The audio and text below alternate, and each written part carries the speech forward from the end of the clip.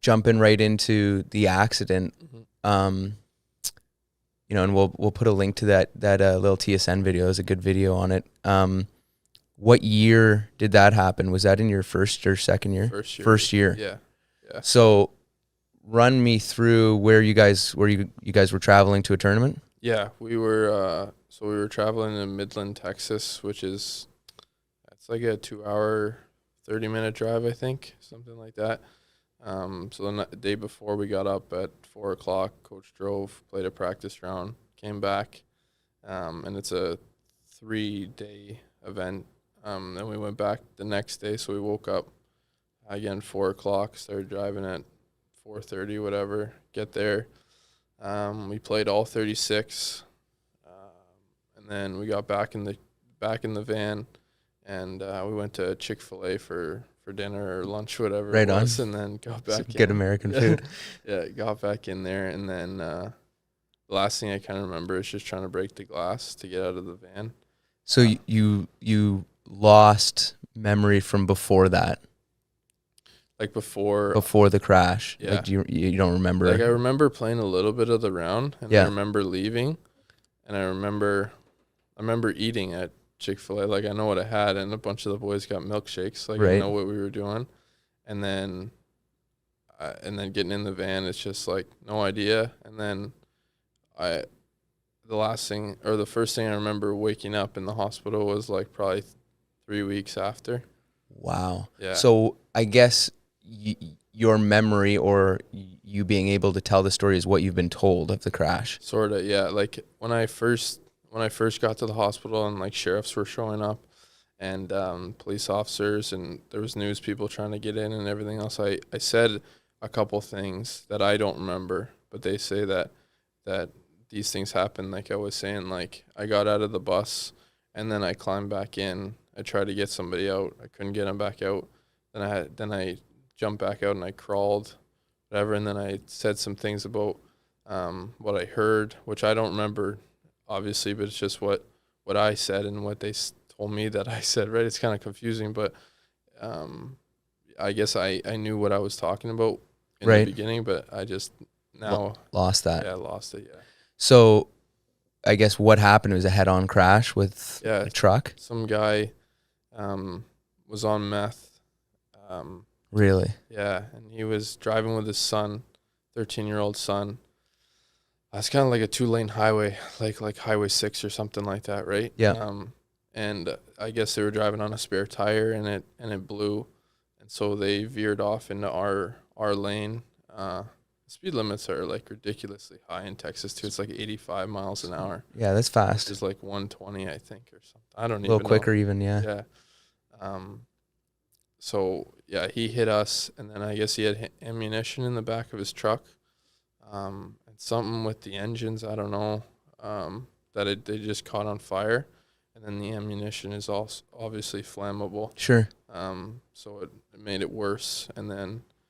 So both vehicles caught on fire? Yeah, both were in flames. And what were you guys in? Like a little bus type deal? Yeah, it's kind of like I don't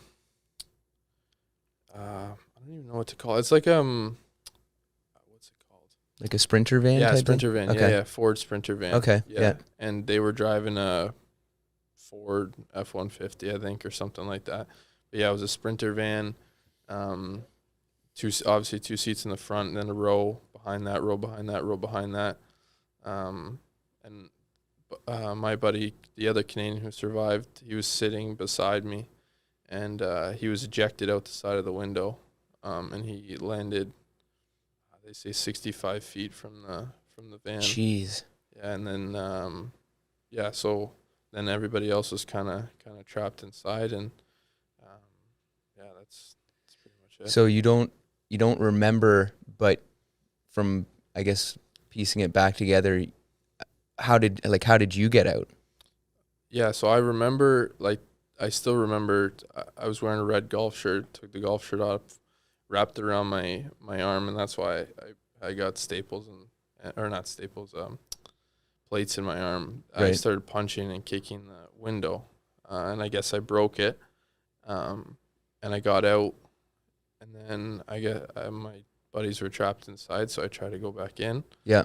And it was on fire at this point. Yeah, and they told me that's how I got most of my injuries.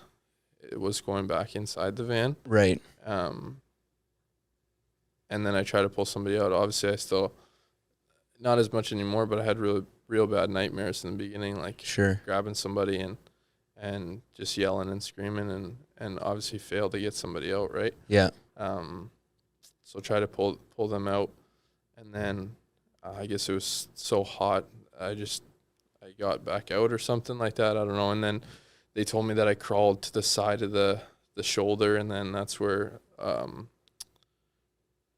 two bystanders, like just civilians, were driving by, and they got out and they started to help myself and Hayden. Right. So you guys were the only survivors of the entire thing. Yeah. Including the guys who hit you. Yeah. Him and his son passed away, unfortunately. Unfortunately for the son. Yeah. I don't feel bad for the father, but yeah. Tough deal. Yeah. So you wake up in the hospital like 3 weeks later. Was that did they like an induced coma, or was that just brain injuries? I think I was awake. I think I may have been in an induced coma for a couple days, but I don't think very long. I was awake. I just don't remember any of it. Wow. The first couple weeks, yeah, like I guess they were calling, and there was like a passcode that you had to say because there's so many news people trying to cover it. So I talked to a couple family members. Yeah. Then my family showed up. I don't remember that either. And that must have been like, I guess you know now, but like, how did your parents hear about it? And they must have just been panicked. Yeah. So I usually call my dad after a round, right? Always just tell him what's going on and that we're on the way back. And I didn't call him, and I guess he called me and no answer, right? So he just thought nothing of it, that I was just sleeping or something. But my mom got a call from a housing supervisor at University Medical Center, and somebody tried to call my dad 10 minutes before, and he didn't answer. But she got on the phone, and she said that your son's been in an accident and all that kind of stuff. And she was just kind of in denial, like, no, he's at school, like, that's, I don't know who you're talking about, kind of thing, right? And she had to repeat it multiple times because my mom wasn't really registering it. And then my dad's not really a religious guy, but my mom says that he was on the edge of the bed on his knees praying, kind of thing. They say the toughest part was going across the hall to tell my sister, yeah, that her brother, that they had to leave immediately, that her brother may not make it through the night. And me and her were pretty close. We do a lot together. So it was pretty tough for her. And my girlfriend she didn't hear from me either, which is... Was she up here? Yeah, she was at Brock University in St. Catharines, and which is kind of unusual because I'll tell her that how the round went or whatever, and she didn't hear from us. And so she kept telling her mom that she thinks something's wrong, and her mom just said, no, he's probably just out partying with the boys or something like that. But yeah, so then I guess my mom called Emma and told her, and they got on a flight immediately and rushed through TSA or whatever it is, and they got there. And they say that seeing me like that was probably one of the toughest things for them. Yeah, I'm sure it was an ugly scene. Yeah. So when you finally woke up, how did they explain, I guess, what happened, or did they start with kind of the extent of your injuries? And yeah, they started with, so initially they thought the 13-year-old kid was driving, just based off, because they didn't know because they were burned to death, so it's kind of hard to tell. But based off of the size of the people, they thought that the smaller body was a 13-year-old, so they thought he was driving. So that was a thing for a long time, and we were all like, "What? Like, what why? the heck? Yeah. Why?" And then obviously changed to which is no better, I guess, right? But yeah, then they told me one of the first things I remember is that they're gonna have to amputate both my legs. Wow. Yeah, and I guess they kind of told me, or told my dad that in the waiting room, and he said, no, we'll take him anywhere else. Yeah. They don't take his legs. And then they said, well, we're going to have to go and tell Dayton because he's an adult. He's 19 years old. Right. And my dad said, if you go in there and tell Dayton that you're amputating his legs, I'm going to knock you out. Yeah. Told the doctor that in the waiting room. And my dad being like a hockey guy, that's just the way he is, right? But yeah, that eventually they told me. I just kind of, I wanted to play golf again, and I wanted to do things like I used to do, so kind of just took no for an answer. Yeah. And they just told me that I was burned. My 50% of my body was burned. And what, I guess, what degree burns? 3rd and 4th degree burns. Yeah. So bad. Yeah. So it's all like new skin from my body. Yeah.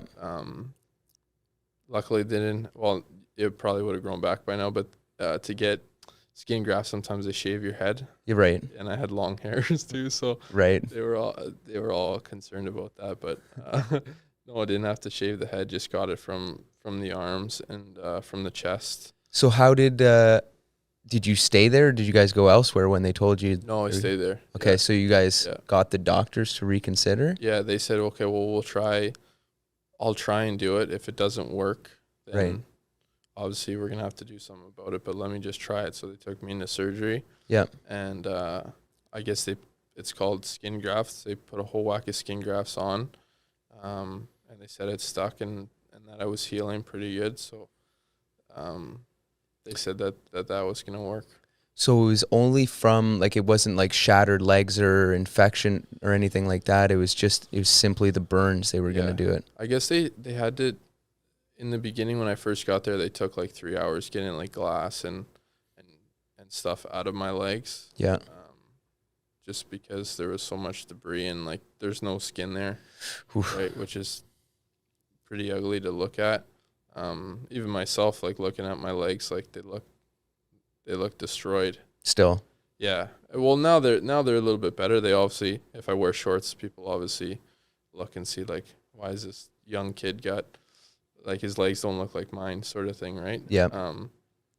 But yeah, in the beginning, it kind of was like, yeah, my legs look like they're destroyed, and are they ever going to get back to normal, sort of thing? But so they took you into surgery right away, and then I guess they told you fairly soon after that it was like a success, like that you're gonna. Yeah, they told my parents that it was a success.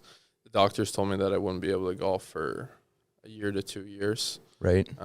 Which obviously I've reached my goal of golfing within the year, so which is good. But yeah, they just said that we did it. It's going to take a long time to heal. There's still other complications that you have to deal with, and not just the burns. But yeah, that it worked and it was successful. So run me through, I guess, the dates. When was the accident? March 15th, 2022. So like just past a year now. It's past a year now, yeah. Wow. So when did you find it was Hayden? Is Hayden the other guy? Yeah, Hayden. Yeah. Yeah, the only other Canadian, the only other guy who survived. Right. When did you find out that he was alive? Yeah, that's a tricky one because it was kind of like I was asking like what happened, sort of thing, and my dad was like, yeah. I asked about my buddy Tiago, and he said, yeah, he passed away. I asked about everybody, and he said that they passed away, and he told me that Hayden was next door, and I got to see him pretty quickly. So when he got out of the hospital and I was still in there, he was walking with a boot because he broke his ankle, and he kind of walked in there, and it was nice to see him and see a familiar face from the team. But yeah, they kind of just told me that they didn't really want to tell me what happened, but they just told me that they passed away. Wow. Mm-hmm. How that must have been crazy tough. Yeah, it was pretty tough.